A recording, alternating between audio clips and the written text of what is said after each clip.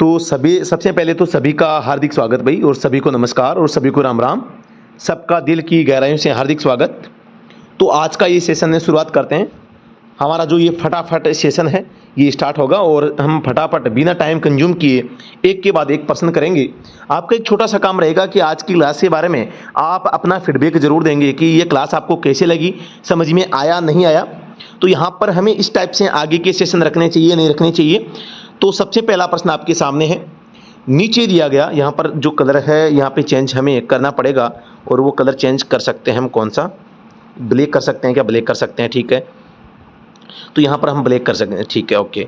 तो सबसे पहला प्रश्न है, नीचे दिए गए वाहनों में से परिवहन वाहन है तो पब्लिक सर्विस के मोटर कैब हो जाएगी, पब्लिक सर्विस मैक्सी कैब और स्टेज कैरिज। तो इस प्रश्न का जो सही जवाब होगा उपरोक्त सभी, यानी कि ये सभी व्हीकल हैं वो एक परिवहन व्हीकल यहाँ पर होते हैं। प्रश्न संख्या 2 आपके सामने है, प्रश्न को पढ़ें।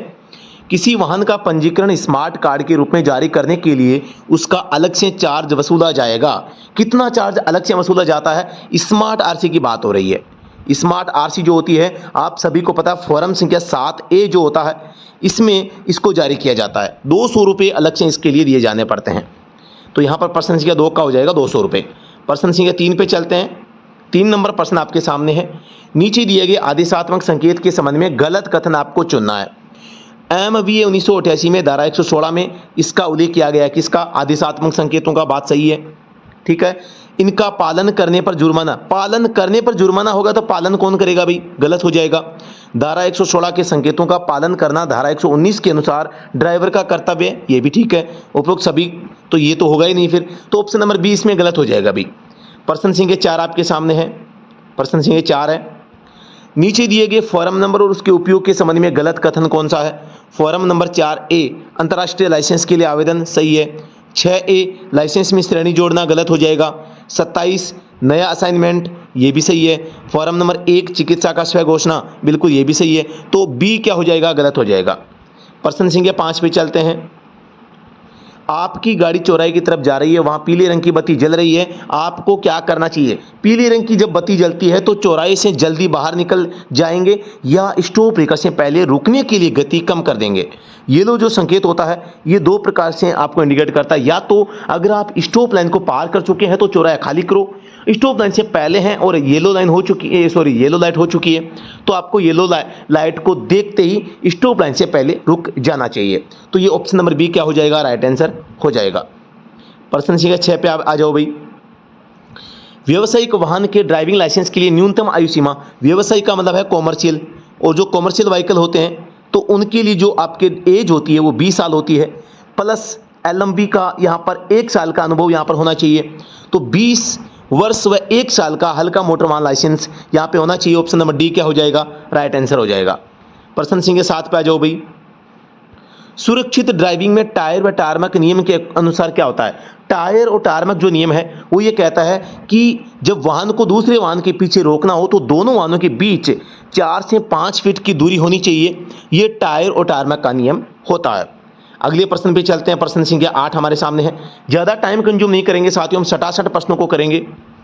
नई परिवहन गाड़ी को जारी किया गया फिटनेस प्रमाण पत्र की विधि मान्यता कितनी होती है?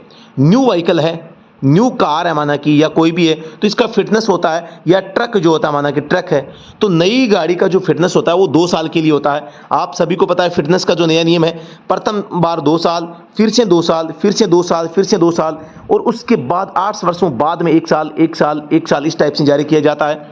मतलब कि प्रथम 8 साल जो होती है, 8 साल तक 2-2 वर्ष के लिए 2-2 वर्ष के लिए यहाँ पर फिटनेस दिया जाता है। तो 2 वर्ष इसका जवाब हो जाएगा। प्रश्न संख्या 9 आपके सामने है। निजी वाहनों के लिए नंबर पट की रंग योजना। निजी वाहन, प्राइवेट जो व्हीकल होते हैं उनकी नंबर प्लेट कैसी होती है? नंबर प्लेट सफ़ेद होती है और अक्सर काले होते हैं। D इसका राइट आंसर हो जाएगा। प्रश्न संख्या 10 है आपके सामने। ABS का मतलब होता है, सभी को पता होगा, ABS का मतलब है anti lock braking system. Brake से संबंधित है, गाड़ी को फिसलने से बचाती है, ब्रेकिंग के दौरान भी गाड़ी को चलने में मदद करती है, मोड़ते समय भी गाड़ी आसानी से मुड़ जाती है और फिसलती नहीं है। प्रश्न संख्या 11, वाहन के टैक्स या कर के संबंध में गलत कथन बताना है। निजी कारों को 15 साल के लिए एक साथ टैक्स भरना पड़ता है, सही है। परिवहन वाहनों को 1 साल के लिए टैक्स भरना पड़ता है, ये भी ठीक है। नए परिवहन वाहनों को पहली बार 5 साल के लिए टैक्स भरना पड़ता है, गलत हो जाएगा भाई। परिवहन गाड़ी अगर नई हो चाहे पुरानी हो 1 साल का ही टैक्स भरा जाता है। प्राइवेट वाहनों को 15 साल बाद 5 साल का टैक्स भरना पड़ता है, ये भी ठीक है। तो सी इसका जवाब गलत हो जाएगा। प्रश्न संख्या 12 आपके सामने है। सड़क ट्रैफिक के लिए निषेध चिन्ह का हाशिया किस रंग में होता है?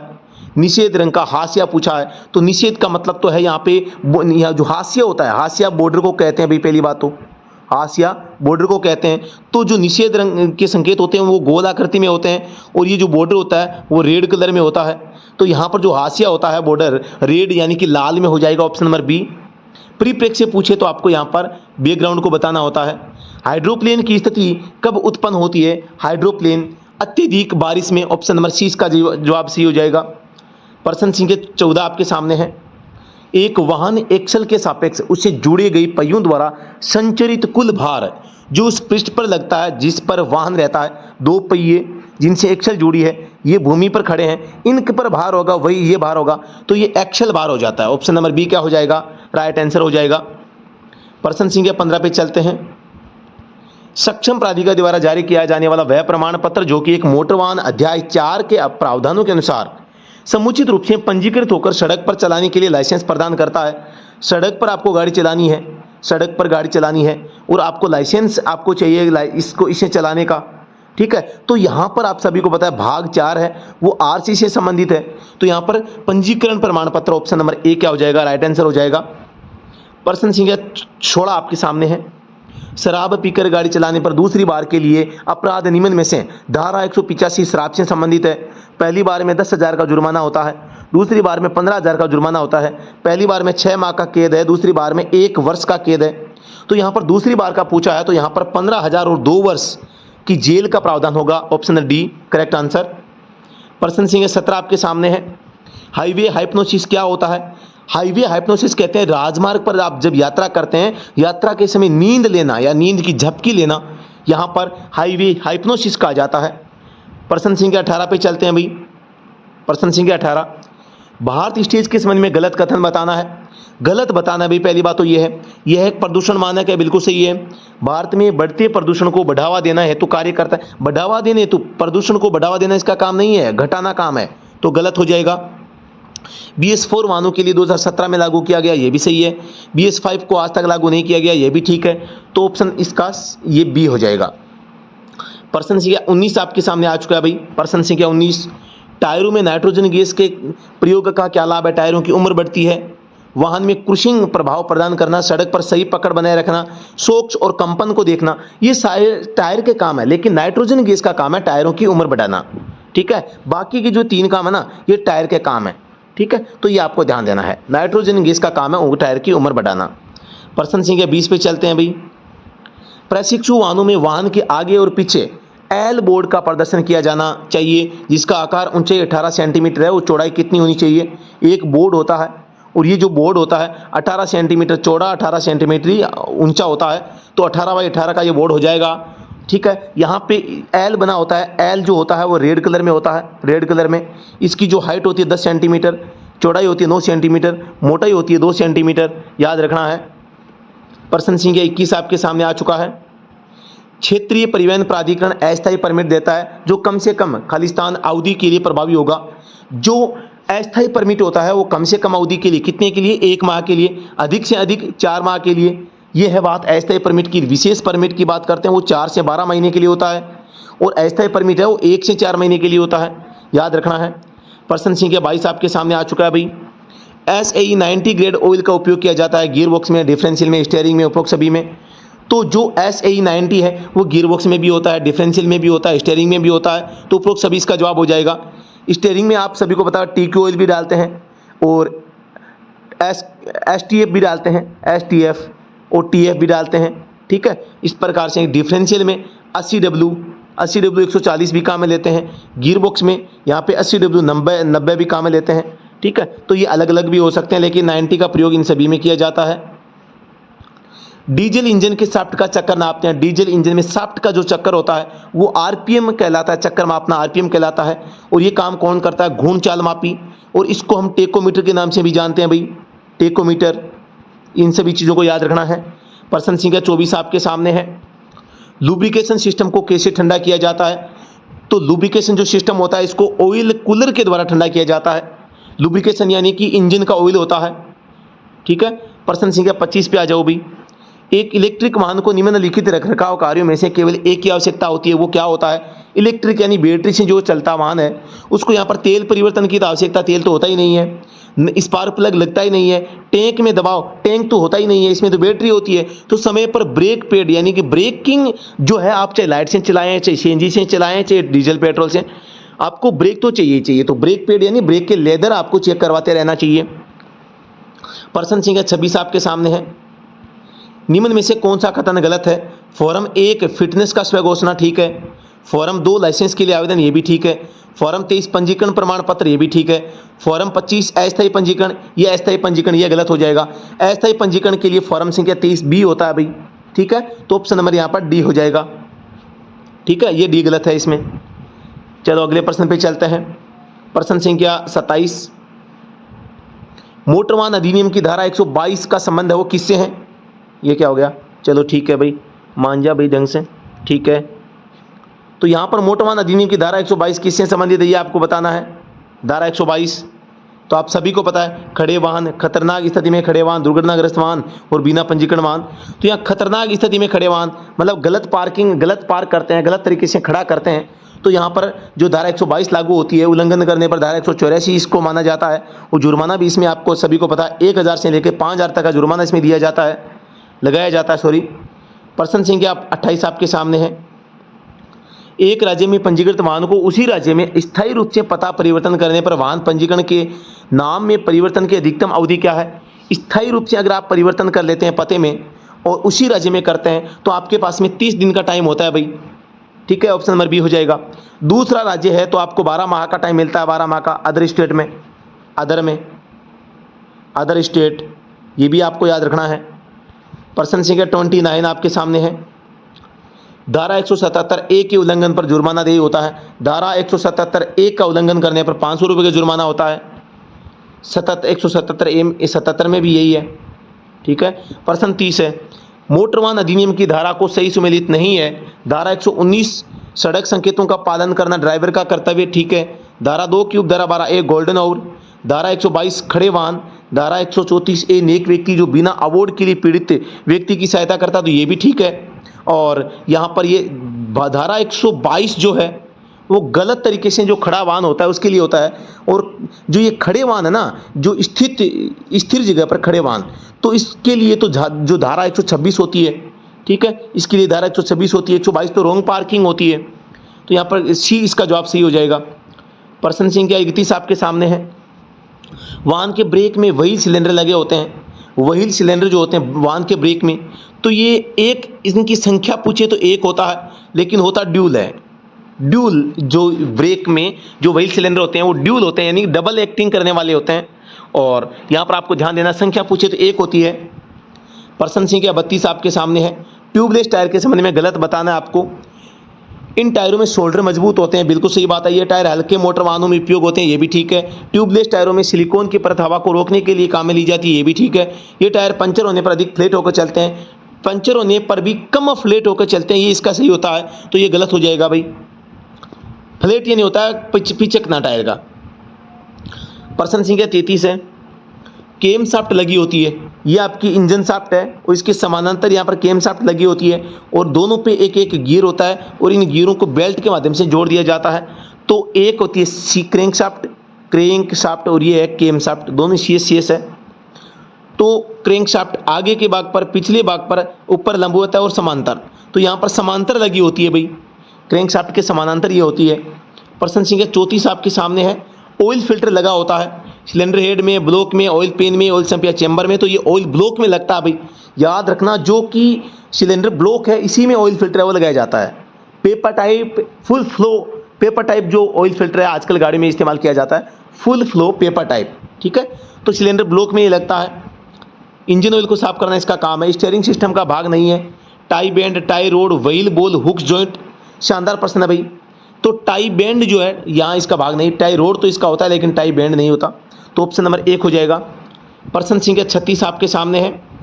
इंजन में स्ट्रोक का सही क्रम क्या होता है? सबसे पहला इनलेट हो जाएगा, सक्शन हो जाएगा, शक्ति हो जाएगा, एग्जॉस्ट हो जाएगा। ऑप्शन नंबर यहाँ पे देखो इनलेट सक्शन, अच्छा इनलेट और सक्शन दोनों सेम चीज़ हो गई भी, गलत हो जाएगा, ये भी गलत है।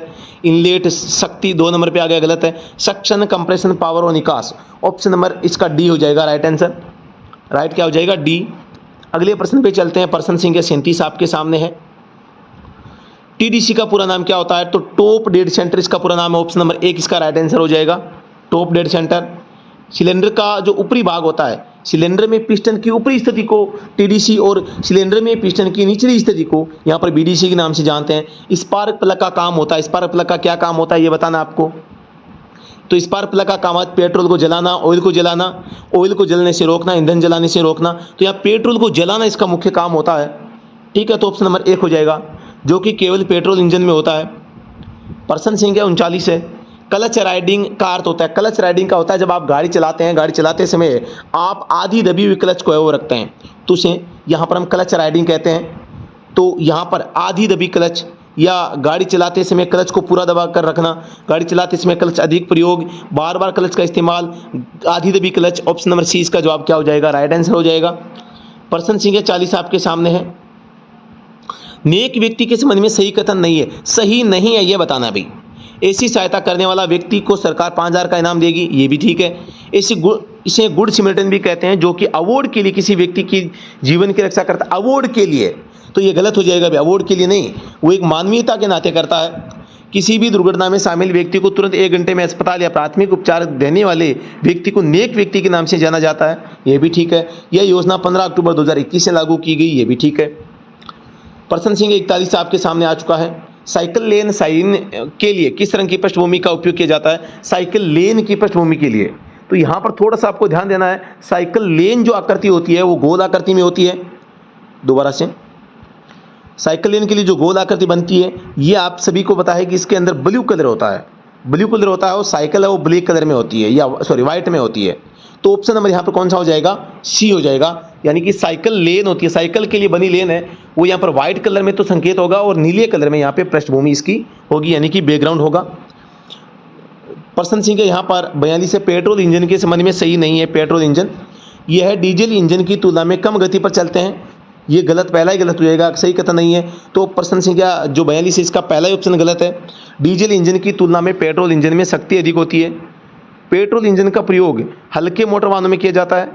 पेट्रोल इंजन डीजल इंजन की तुलना में वजन में हल्के होते हैं, ये भी ठीक है। तो ऑप्शन नंबर 1 क्या हो जाएगा? राइट आंसर हो जाएगा। प्रश्न संख्या 43 आपके सामने है। यूनिवर्सल जॉइंट के संबंध में सही कथन चुने। यूनिवर्सल जॉइंट यह एक योक और 2 क्रॉस से मिलकर बनता होता है, तो यहाँ पर यह गलत हो जाएगा। इसमें एक स्लिप जॉइंट लगा होता है, यह बात ठीक है। गियर बॉक्स के बाद लगा होता है यूनिवर्सल जॉइंट, ये भी ठीक है, कोई भी सही नहीं है। तो यहाँ पर जो राइट आंसर होगा गियर बॉक्स के यूनिवर्सल जॉइंट के संबंध में सही कथन चुने, तो गियर बॉक्स के बाद लगा होता है, ये ठीक है। और इसमें एक स्लिप जॉइंट होता है, स्लिप जॉइंट इसमें नहीं होता भाई, ये भी गलत है, ठीक है। तो ऑप्शन नंबर सी क्या हो जाएगा? राइट आंसर हो जाएगा। जो एक यूनिवर्सल जॉइंट होता है, एक यू इधर से एक यू इधर से, इसमें क्रॉस होता है, आपस में जोड़ देते हैं, तो ये यूनिवर्सल जॉइंट होता है, आपको ध्यान रखना है थोड़ा सा। प्रश्न संख्या 44 आपके सामने आ चुका है।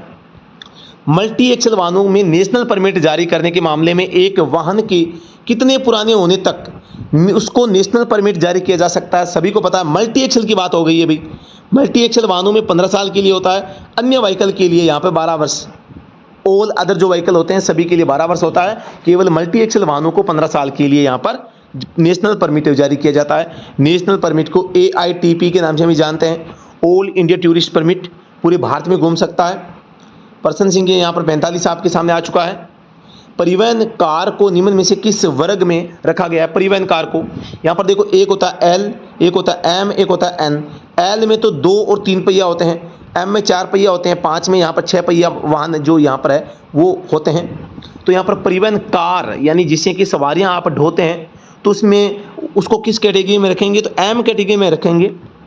प्रश्न संख्या 46 आपके सामने आ चुका है भाई। निम्न में से पेट्रोल इंजन में लगा या लगी होती है, पेट्रोल इंजन में क्या लगा होता है? चोक लगी होती है, डिस्ट्रीब्यूटर, इग्निशन कोयल, उपयोग, सभी, तो ये सभी लगे होते हैं भाई। पेट्रोल इंजन में क्या लगा होता है? ये सभी चीज़ें वो लगी होती है। प्रश्न संख्या 47 आपके सामने है। मोटर वाहन अधिनियम के संबंध में गलत कथन आपको बताना। मोटर वाहन अधिनियम 1988 को 1 जुलाई 1989 को लागू किया गया, सही है। मोटर व्हीकल एक्ट 1988 में अब तक 5 बार संशोधन हो चुका है, ये भी ठीक है। MVA 1988 में अंतिम संशोधन 1 अगस्त 2019 से लागू हुआ, यह गलत है। 1 अगस्त नहीं, यहाँ पर 1 सितंबर होगा, ठीक है। MVA 1988 में मूल रूप से कुल 217 धाराएं हैं। तो अगले प्रश्न पे चलते हैं। प्रश्न संख्या 48 आपके सामने है। गोल्डन आवर या स्वर्णिम घंटा के बारे में सही कथन नहीं है। यह समय किसी घटना के तुरंत बाद का 1 घंटे का समय होता है। इसमें 1 घंटे में पीड़ित की सहायता करने वाला व्यक्ति एक गुड सिमरिटन कहलाता है। गोल्डन आवर का वर्ण धारा 2A में किया गया है। यह पीड़ित व्यक्ति के लिए सबसे नाजुक समय होता है। तो ऑप्शन नंबर यहाँ पर कौन सा हो जाएगा? सी इसका राइट आंसर हो जाएगा, क्योंकि यहाँ पर गोल्डन आवर का जो नियम है वो धारा 2 की उपधारा 12A में, धारा 2 की उपधारा 12A में जो है इसका उल्लेख किया गया है। प्रश्न संख्या 49 आपके सामने है। प्रश्न संख्या 49, वाहन की बैटरी के संबंध में सही कथन नहीं है। तो ये वाहन का स्टोरेज सिस्टम होता है जो सभी वाहनों में डायनेमो या अल्टरनेटर द्वारा चार्ज होता है, ठीक है। हल्के वाहनों में 24 वोल्ट की बैटरी, ये गलत हो जाएगा। बैटरी से चलने वाली गाड़ी में अधिकतर लिथियम बैटरी का उपयोग किया जाता है और बैटरी की स्पेसिफिक ग्रेविटी हाइड्रोमीटर से देखी जाती है। तो ये दोनों तीनों ही सही है, केवल बी इसका राइट आंसर है, वो यहाँ पर हो जाएगा, गलत हो जाएगा। प्रश्न संख्या 50 आपके सामने है। एक 2 सिलेंडर इंजन में पहला स्ट्रोक सक्शन और 2 सिलेंडर इंजन में पहला स्ट्रोक सक्शन और दूसरा स्ट्रोक संपीड़न का होता है। तो इस इंजन में इंजन के एक साइकिल चक्र पूरा करने के लिए तीसरा स्ट्रोक क्या होगा? पहला सक्शन हो गया, दूसरा दूसरा कंप्रेशन हो जाएगा, तीसरा पावर होगा। तो ऑप्शन नंबर सी इसका जवाब क्या हो जाएगा? राइट आंसर हो जाएगा। तो यहाँ पर साथियों आप किसी भी एग्जाम की तैयारी कर रहे हैं, वो चाहिए आप और ड्राइवर एग्जाम या ऑपरेटर की तैयारी कर रहे हैं, या चाहे नॉर्थन यानी कि नॉर्थन कोलफील्ड लिमिटेड NCL हेम ऑपरेटर की तैयारी कर रहे हैं, या ITBP कांस्टेबल ड्राइवर की तैयारी कर रहे हैं, या इसरो की तैयारी कर रहे हैं, तो इन सभी के माध्यम से अगर आप तैयारी एक साथ करना चाह रहे हैं तो आप कंप्लीट कॉम्बो कोर्स भी ज्वाइन कर सकते हैं। और अगर आप इनमें से किसी एग्जाम की तैयारी कर रहे हैं तो आप हमारा ऑनलाइन बैच है वो ज्वाइन कर सकते हैं। ज्वाइन कहाँ करना है? हमारा जो मोबाइल एप्लीकेशन स्टडी रूम, उस ऐप के ऊपर जाके आप इस कोर्स को ज्वाइन कर सकते हैं। तो साथियों धन्यवाद। दोस्तों इस सेशन के बारे में कमेंट सेक्शन में जरूर बताएं कि ये सेशन आपको कैसा लगा। अगर आपको अच्छा लगा है तो इस सेशन को हम डेली रखेंगे ताकि ज़्यादा से ज़्यादा बच्चे इन क्लासों का लाभ ले सके और आपका रिवीजन हो सके। दोस्तों धन्यवाद। जय हिंद, वंदे मातरम।